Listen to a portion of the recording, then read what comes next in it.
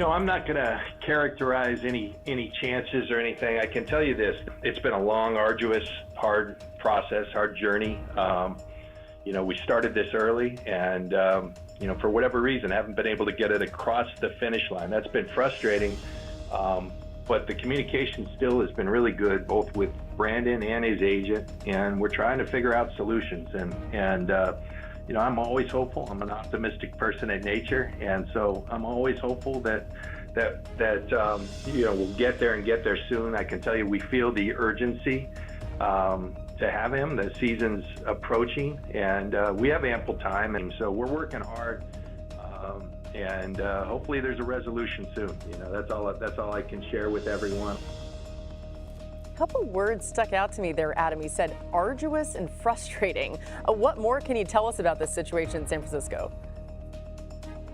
And long as well, Laura. So those are the words that did stand out there. And you mentioned the fact that the Niners have had a contract offer on the table, that there were reports that they could be reaching agreement with Brandon Aiyuk, that they could trade him to Pittsburgh.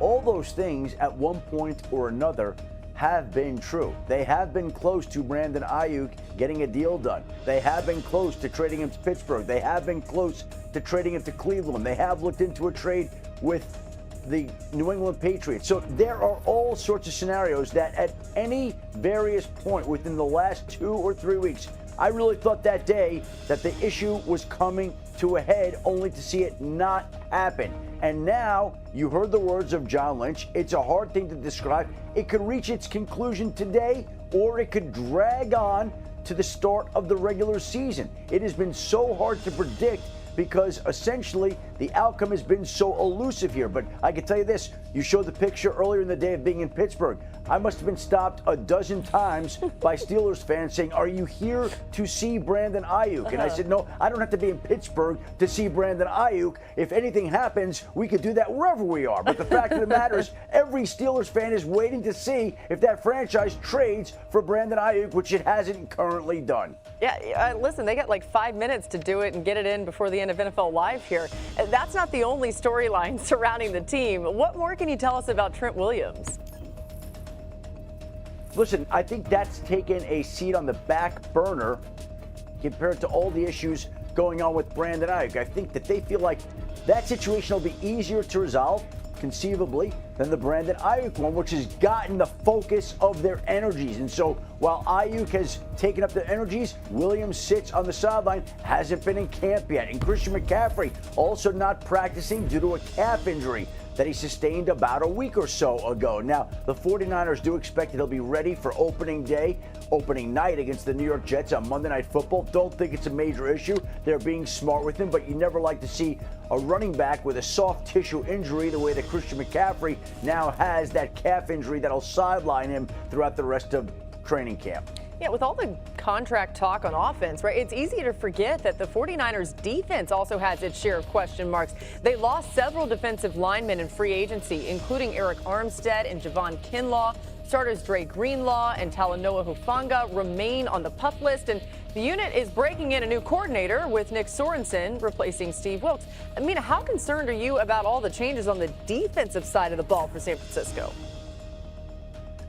I am concerned. I still think it's a very good unit, particularly against the pass, but against the run, I don't know. It was a bit of an issue last year. It was actually a big issue last year. They were 28th in success rate against the run, and Eric Armstead was one of their better run defenders. On first down, when he was on the field, they allowed 3.2 yards per carry. When he was not on the field, that was 4.8. Now, you bring in Malik Collins, who I think could help on that front. But I still think that could be an issue, especially with Dre Greenlaw out, and that's something to monitor earlier in the season, because if I was playing this team, that would be my focus, to try to run the ball. Yeah, even attacking Greenlaw or Greenlaw's replacement in Oren Burks was the way the Chiefs won the Super Bowl, right? I mean, Oren Burks allowed a ton of targets in coverage.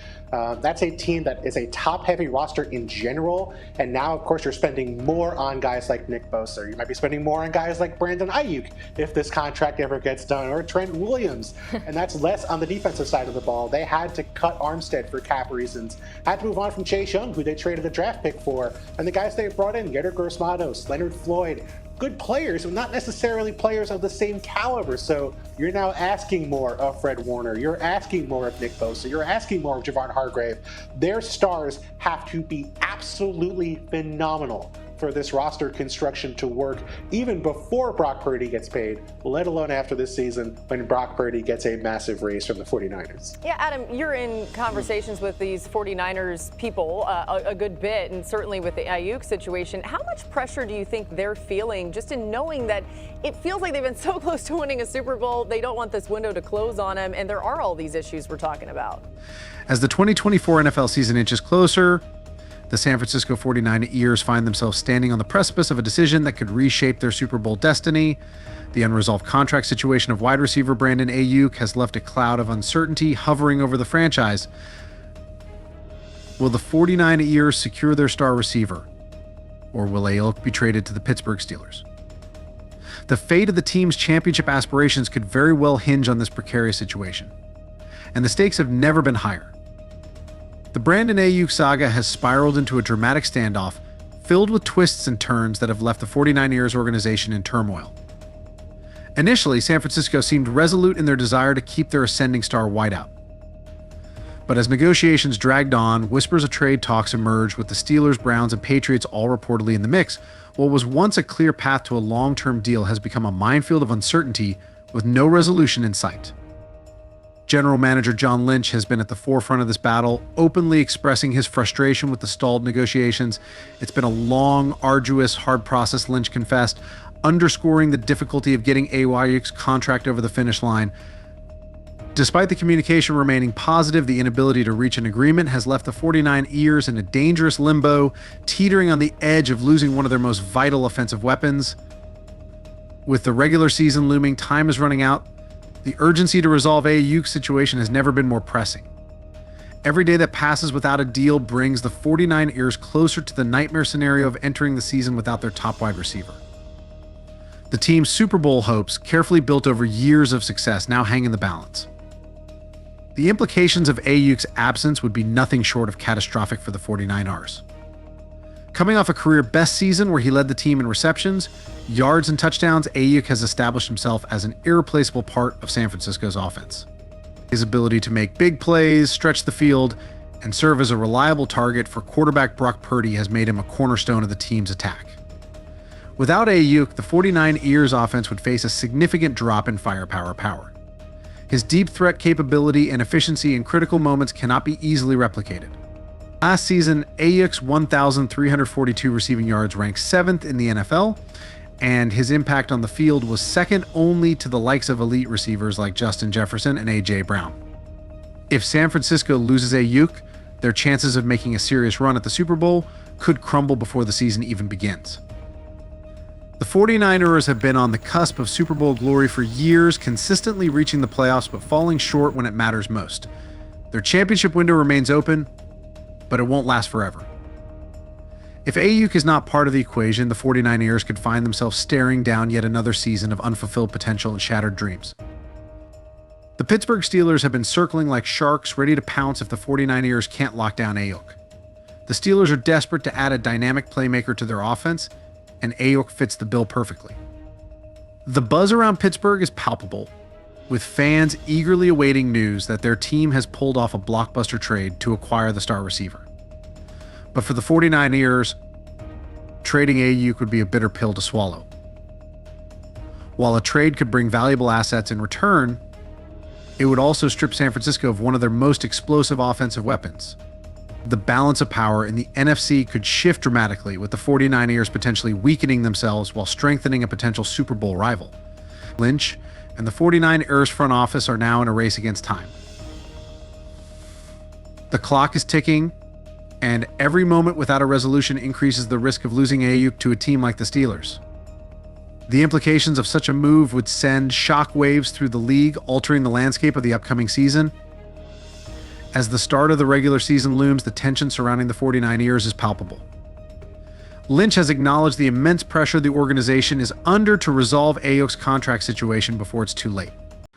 I can tell you we feel the urgency, Lynch said, highlighting the high stakes involved in this negotiation. With every passing day, the 49ers inch closer to a point of no return, where their Super Bowl hopes could be irrevocably damaged. Aiyuk's potential departure is not the only issue plaguing the 49ers. Left tackle Trent Williams, an 11-time Pro Bowler, is also holding out for a new contract, further complicating the team's preparations for the season. Meanwhile, Christian McCaffrey is dealing with a calf injury that has sidelined him throughout training camp. The 49ers are a team in turmoil, facing a litany of challenges that could derail their championship aspirations. The pressure is building, and the 49ers are running out of time to find solutions.